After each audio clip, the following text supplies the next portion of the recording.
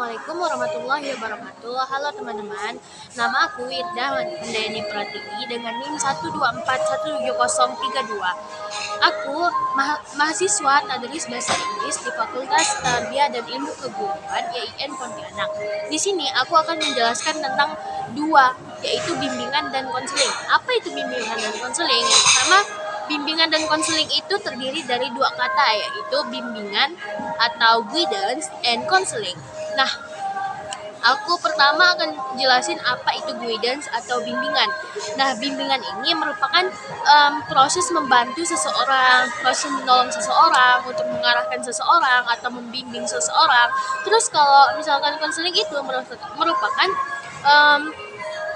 proses mereka dalam membimbing tersebut untuk menemukan apa sih, untuk memahami diri mereka sendiri, untuk memahami lingkungan sekitar mereka, untuk membantu mereka memecahkan masalah seperti itu. Jadi bimbingan dan konseling ini merupakan suatu proses membantu seseorang individual atau suatu kelompok untuk membantu mereka memahami diri sendiri, untuk membantu mereka memecahkan masalah dan lingkungan sekitar mereka. Nah, ada istilah dari seorang pendidik atau seorang ilmuwan mungkin itu seperti kayak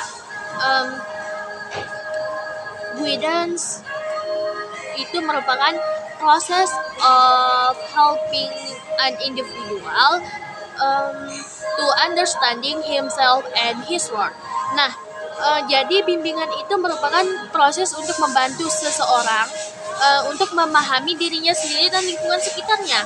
Nah, adapun juga konseling itu merupakan counseling is process of heart of counseling is a heart of guidance program. Nah, konseling ini merupakan inti atau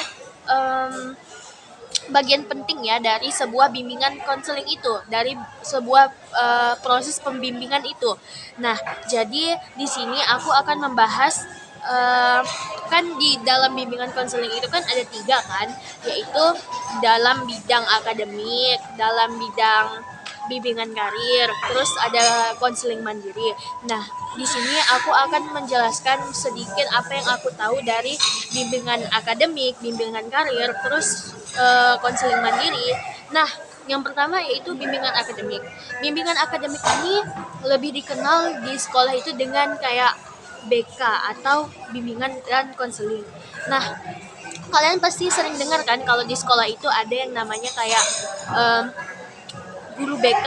Nah, guru BK ini merupakan sebuah konselor, atau konselor itu adalah orang yang membimbing suatu proses pembimbingan kepada sebuah individual atau sebuah kelompok tertentu. Nah, kalau di sekolah itu merupakan guru BK. Jadi guru BK ini merupakan konselor untuk membimbing para siswa dalam mencari atau memecahkan suatu masalah, untuk membantu mereka menemukan apa itu jati diri mereka, untuk membantu mereka menyelesaikan sebuah masalah atau sebuah permasalahan seperti itulah di sekolah ya. Nah, menurut aku ya, apalagi kemarin kan kami sudah melakukan tahap observasi ke sekolahan kan. Nah, dari yang saya tahu dan saya simpulkan dari teman-teman saya kemarin, kalau bimbingan di sekolah ini cukup menarik ya, karena yang pertama, mereka menganggap BK di sekolah ini sebagai polisi sekolah loh. Maka dari itu mereka kayak canggung gitu sama guru BK untuk bercerita atau untuk membagikan masalah mereka, untuk membantu mereka memecahkan masalah seperti itu. Jadi mereka tuh menganggap kalau di sekolah itu guru BK itu sebagai polisi sekolah. Jadi kayak menakutkan seperti itu. Jadi mereka tuh kayak nggak mau menganggap bahwa hal itu menyeramkan. Kalau orang yang masuk BK itu ya udah, itu anak-anak yang bermasalah. Nah, disitulah salah satu letak tantangan besar para guru BK terhadap siswanya, karena siswanya itu menganggap guru BK itu sebagai kayak penjahat sekolah atau polisi sekolah seperti itu.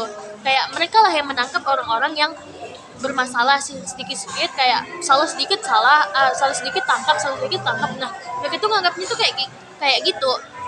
Terus apa ya, kalau bimbingan di sekolah itu kan, aku di sini mau kasih contoh cara cara guru BK itu membimbing para anak-anak di sekolah itu bagaimana.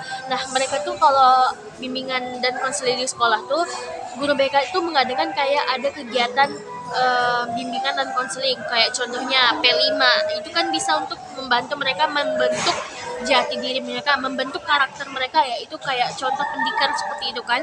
Jadi mengadakan kayak seminar atau apalah gitu di sekolah, mengadakan kayak pastilah di sekolah itu kan ada aturan-aturan kan. Nah, aturan-aturan itu kadang kan ada yang dilanggar oleh para siswa. Maka dari itu untuk meminimalisasi para siswa agar melanggar peraturan tersebut, para apa para guru BK di sekolah tuh membuat kayak BK tuh lebih kayak fun gitu, lebih agar siswa tuh lebih menarik pada apa aturan-aturan mereka seperti itu, agar mereka nurut, agar mereka lebih teratur seperti itu ya. Nah, terus yang kedua tuh ada bimbingan karir.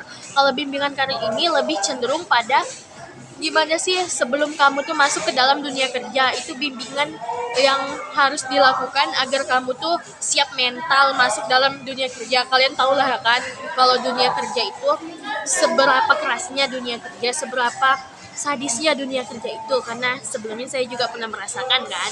Terus bimbingan dan konseling di bidang karir ini cukup apa ya, melatih mental kita. Karena apa ya, itu karena saya bilang tadi kayak kalau di lingkungan karir atau kerja itu, lingkungan kerja itu lingkungannya itu cukup keras, jadi kita tuh perlu bimbingan dan konseling dari seseorang atau apa itu untuk membantu kita membentuk mental kita tuh seperti apa. Terus yang ketiga itu ada yang terakhir, eh, konseling mandiri. Nah, kalau konseling mandiri ini kan pasti kalian udah sering lah ya kan kalau konseling mandiri kayak, tapi kalau konseling mandiri ini seperti kayak melatih diri kita untuk disiplin, bertanggung jawab. Itu bagaimana cara kita untuk memonitoring diri kita sendiri, bagaimana cara kita untuk bertanggung jawab atas diri kita sendiri. Jadi itu kita mencari jalan sendiri untuk membimbing diri kita sendiri agar mencapai agar bisa memecahkan suatu masalah kita sendiri seperti itu. Nah, mungkin dari itu saja yang dapat saya sampaikan dari ketiga bidang tersebut. Kalau sekian dari saya. Assalamualaikum warahmatullahi wabarakatuh. Bye bye.